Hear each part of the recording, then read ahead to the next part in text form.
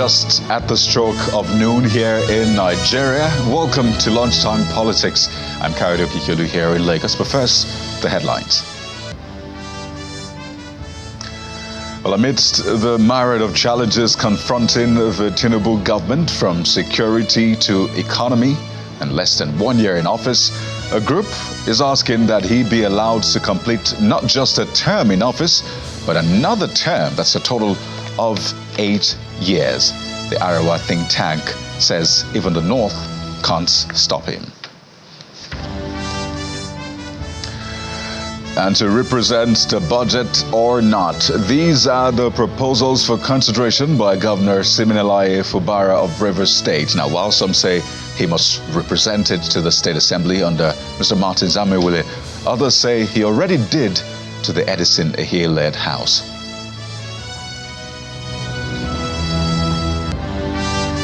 And after 6 years of being sent packing from their homes by bandits, residents of a community in Niger State return to pick up what is left of their lives.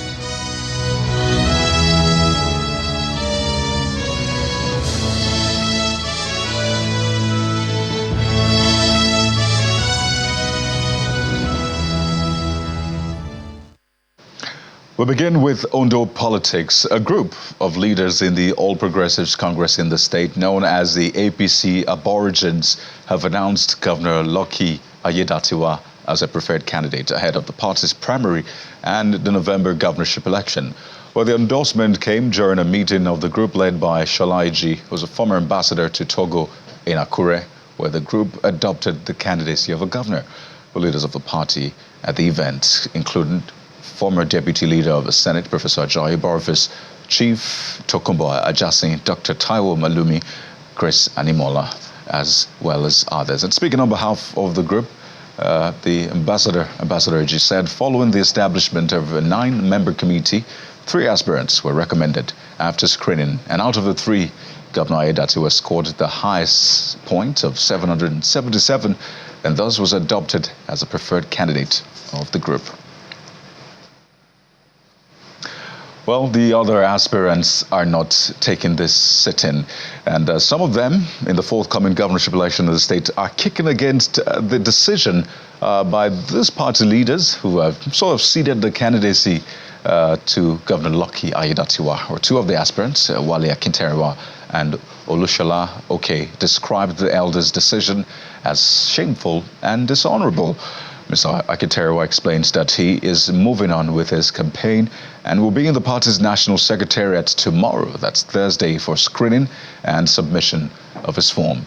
On his part, however, the other aspirant, Olushola Oke, says he's having a parley with editors on his plans for the state and how he will run the state affairs when he becomes the governor of Ondo State. So stay with Channels Television as we bring you more updates on that developing story as it concerns the build-up to the election in Ondo State.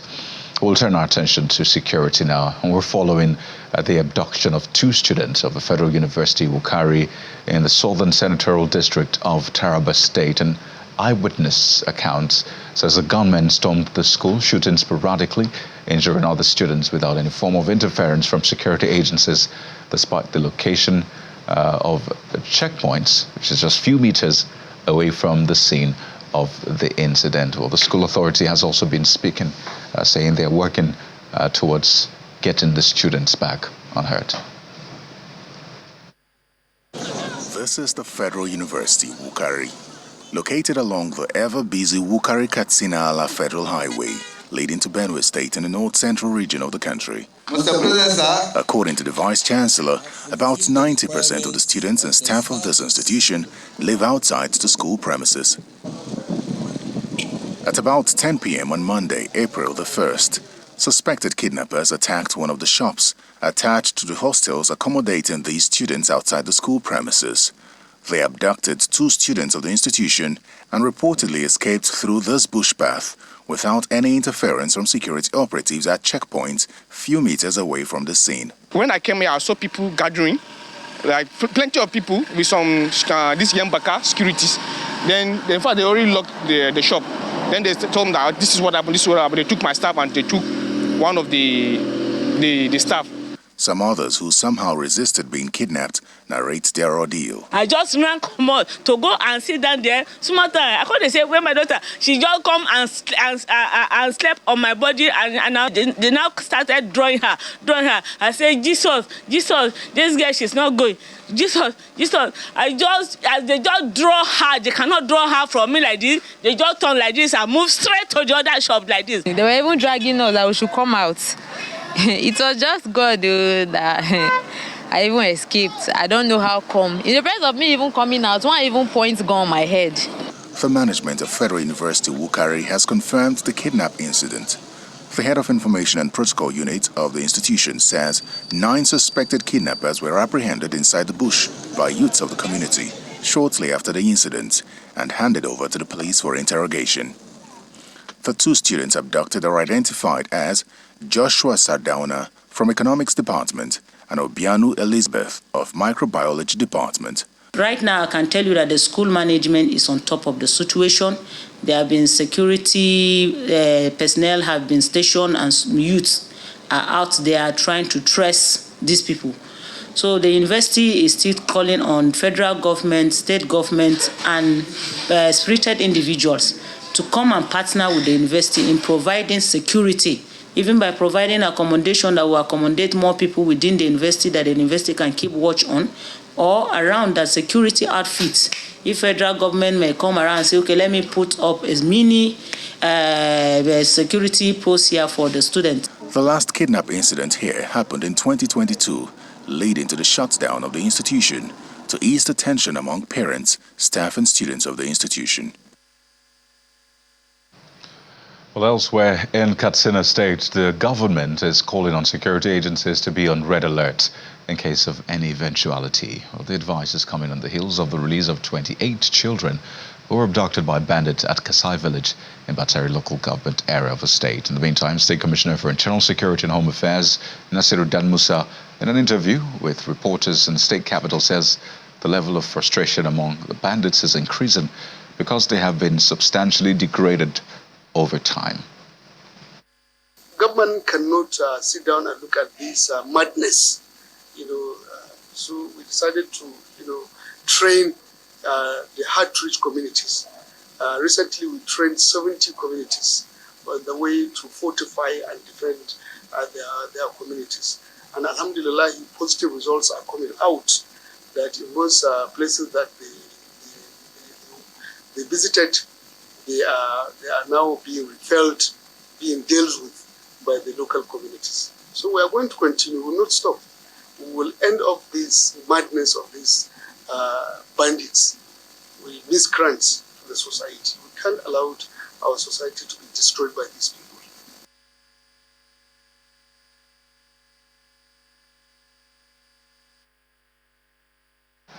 Well, staying with efforts to curb the activities of terrorists in the north, troops of the Nigerian Army in 2 separate operations conducted in Zamfara and which is of Katsina State cleared road blockades mounted by terrorists to kidnap passengers and neutralized insurgents. A statement from the Department of Army Public Relations explains that in Zamfara State, troops on a fighting patrol to curtail terrorist activities responded to a distress call on the blockade of Anka-Bagega Road, which was mounted by terrorists to frustrate free movement of motorists and goods, as well as to serve as an entrapment to abduct unsuspecting civilians.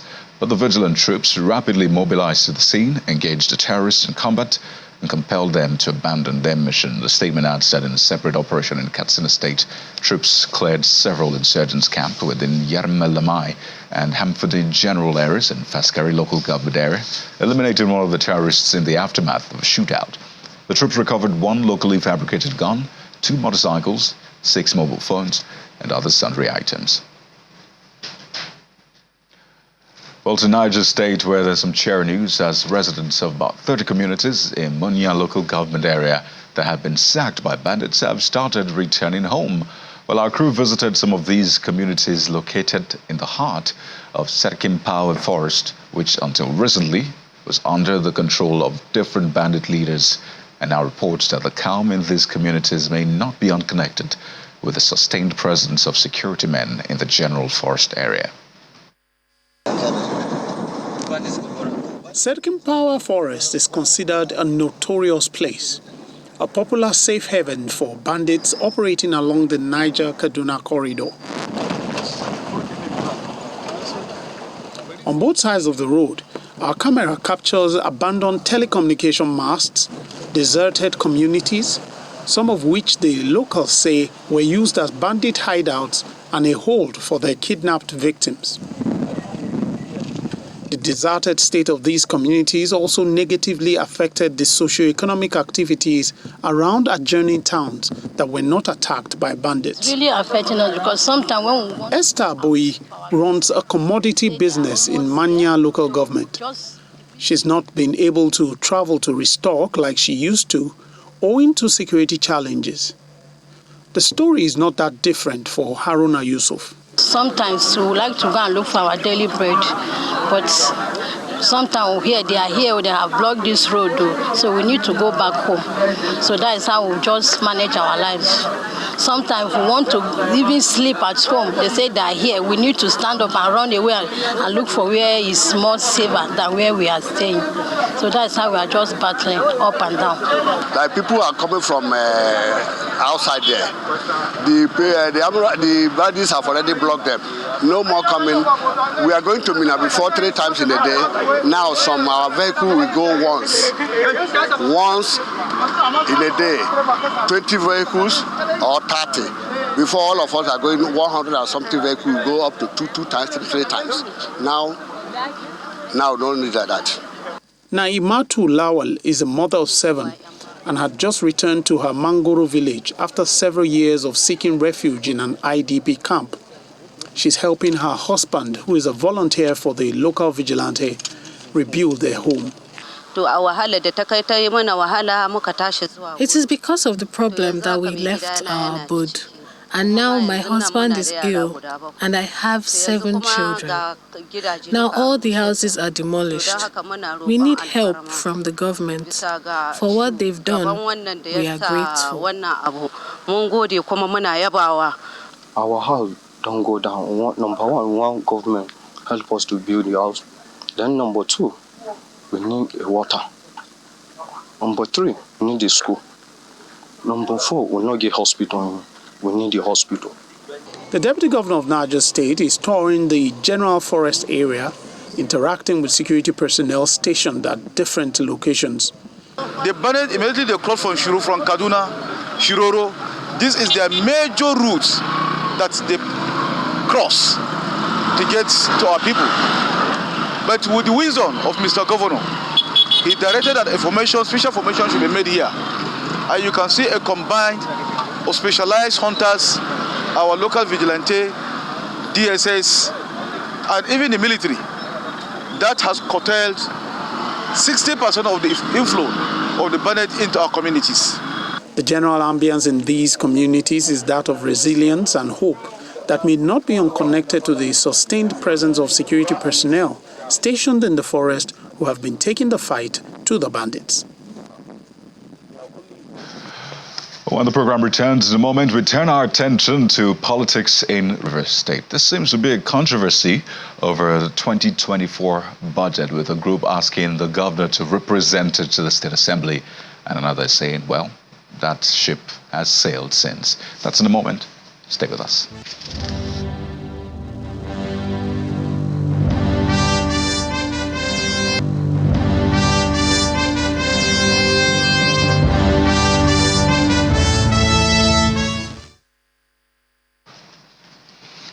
You're welcome back to the program. Let's talk Rivers politics now.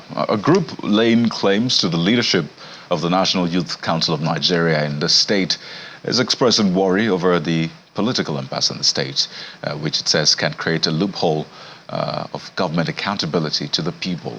The chairman of the faction, Wisabari Samuel, at a press briefing in Port Harcourt, is asking Governor Fubara to honor in totality President Tinubu's peace accord and resubmit the 2024 appropriation bill to the Martins Amewule-led House of Assembly for effective implementation of state fiscal policy. Well, he, on behalf of the group, declared their support for the State Assembly, hailing the actions of the legislators, which they say are necessary to close administrative gaps and check the excesses of executive arm of government.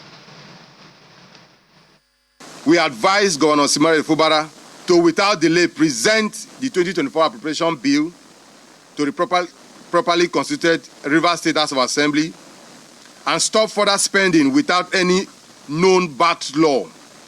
In the same vein, we condemn in total terms the use of taxpayers' money to fund mega press conferences, programs, solidarity, protests, court cases, etc. These frivolities add no value to Rivers people who yearn for development. Going forward, Rivers should we not take it lightly with any person or persons who they market Rivers State as a means of survival. Ultimately, we throw our support to the Rivers State House of Assembly, ably led by Right Honorable Martins Chike Amewule. Our decision is born out of their resolve to stand by the rule of law and not to be held as hostage by the executive arm of government, or popularly known as rubber stamp. We shall never be cajoled into supporting illegality and undemocratic tendencies.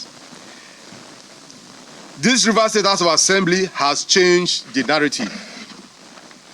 We also commend our proud Rivers export and FCT Minister, His Excellency Chief Barrister Nyesom Wike, for his visionary leadership and style, which has truly connected Rivers State to the center, placing us as a grade A state in the decision-making process of the national government.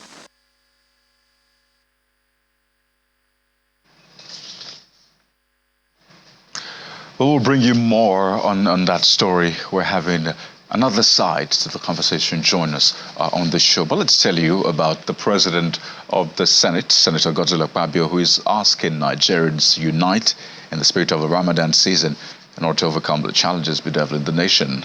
While breaking fast with Muslim faithful in Abuja, Senator Akpabio said collaboration between Nigerians, irrespective of religious affiliation, will ensure the prosperity and security of a nation.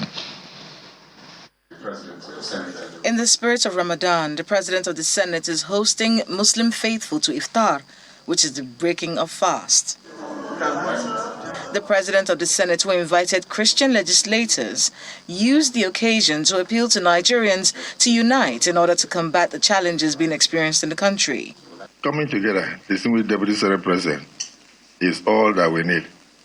We need to continue to work together as brothers and sisters of the same God, the Almighty God, for the benefit of our dear country. There is nothing, religion cannot divide us. No matter the turmoil, no matter the political disagreements in some instances, even families do disagree, but we must bear one thing in mind, that we are saving humanity, and we are saving humanity through Almighty God. The Deputy President of the Senate and former Chairman of the House of Representatives Committee on Intelligence and Internal Security are optimistic that the collaboration between Nigerians and the legislators will greatly better the lot of everyone. May the Almighty Allah continue to be our guide, continue to support us as we work with the executive arm of government to face the challenges we have in trying to surmount them. And by grace of God, we are going to change our challenges to prosperity. And that within a very short time, by grace of God, this country will become a land of prosperity. In fact, a land of El Dorado, by grace of God. Ours is for us, for the people, at least to come together to support the military. There are some other paramilitary agencies to support them in one way or the other, because most of the issues, they're in fighting an issue like that, because it is putting together the conventional security problem and non-conventional security problem. All the two, they need the community support. As Ramadan progresses, lawmakers are optimistic that Nigerians will come together to address the country's security and economic challenges, aiming for a brighter future. Well, let's now bring you more on the river's political situation. It's another side to that conversation, really, with a group laying claim to the leadership of NYSC, and they're asking that the governor represent the 2024 budget to the State Assembly. But on the flip side, we have joining us Mr. Chijioke Hunwo, who is a chairman, National Youth Council of Nigeria, a River State chapter, joins us virtually on the program. It's good to have you on Lunchtime Politics, Mr. Hunwo. Okay, if you can hear me, let me just get your comments on the statement made by Mr. Wisabari Samuel asking the governor to represent the 2024 budget to the Martins Amewule State Assembly. I wonder if you align with that position.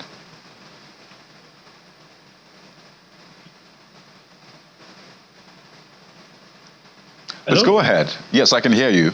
My question is, do you align with the position of Mr. Wisabari Samuel, who's asking the governor to represent that bill or the budget this time around to the Martins Amewule-led State Assembly? Okay. Let me tell you that we don't have any factional youth council in River State. It's quite unfortunate that the Minister of FCT, Chief Vice Wiki, has just called a few individuals who I would like to say they are broke and they are not focused, giving them peanuts to come and talk about the governor of River State to say the governor should represent. Oh dear. Mr. Hunwo, looks like we just lost connection with you momentarily, but it's important not to denigrate anyone's personality. So let's speak to the facts and to the issues on ground. Please go ahead.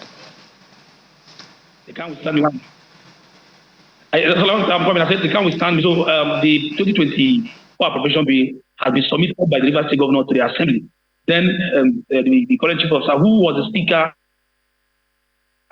right to regulate this in a year.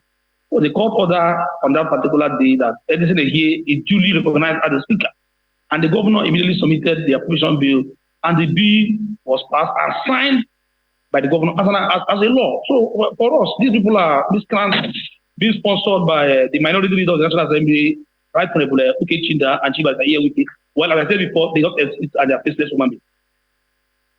Well, if you make those claims, it's natural to back it up with facts, evidence. If you say that they're the ones sponsoring them, do you have proof of the sponsorship?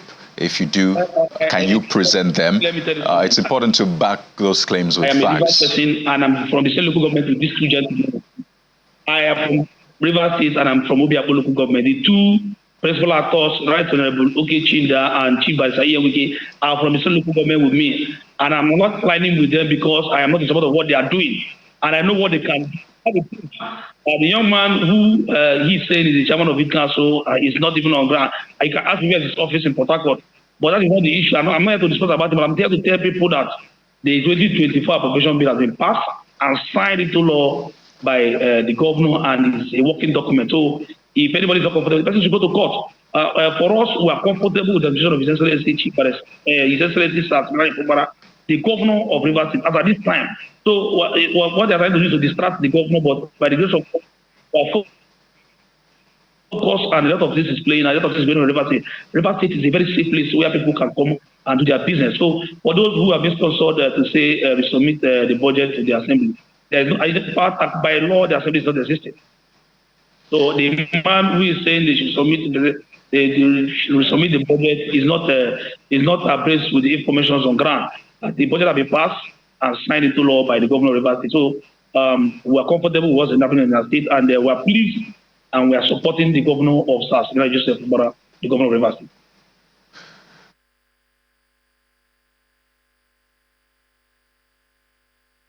This request on accountability, transparency. Add to that the fact that they're saying the governor should honor in totality President Tinubu's peace accord, and in that line resubmit the budget.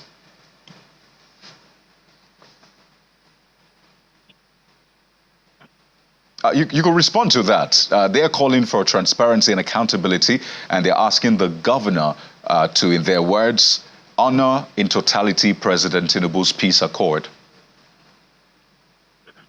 Okay, you see, first of all, when you talk about accountability, the government is accountable to Rivers people. And I can tell you that Rivers people are very pleased with what the governor is doing. Have you ever heard that the governor has taken loan from anybody to fund the state budget?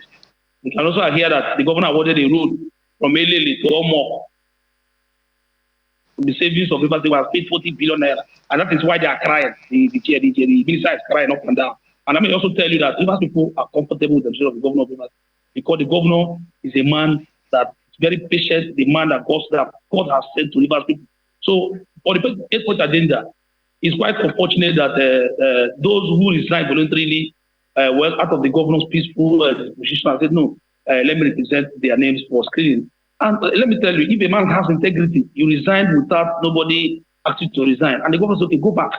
And most of them were back to the assembly to also take it back for second time. And were screened and sworn in by the same governor. And the government also started funding the state assembly. So what peace are called? They don't want to carry our government out. You see, let me tell you something. Their interest is how to adjust our resources. And Rivers will go to resist them totally.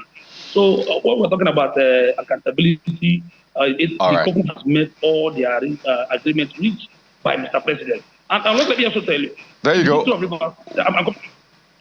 We're totally out of time. We had hoped to have this robust conversation, but for time and the connection difficulties. But this is definitely something we'll pick up in the coming days. But we'd like to thank you so much, Chairman, National Youth Council of Nigeria, River State Chapter, Mr. Chijioke Ehon, for your time. This is an ongoing conversation, absolutely.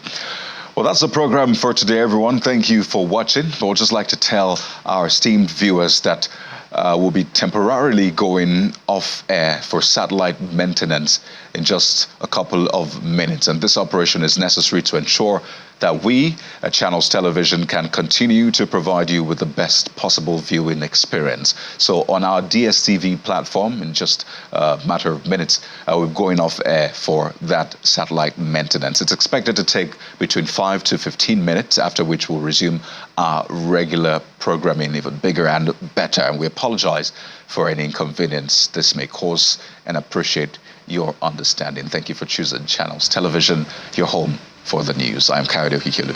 Thank you for watching.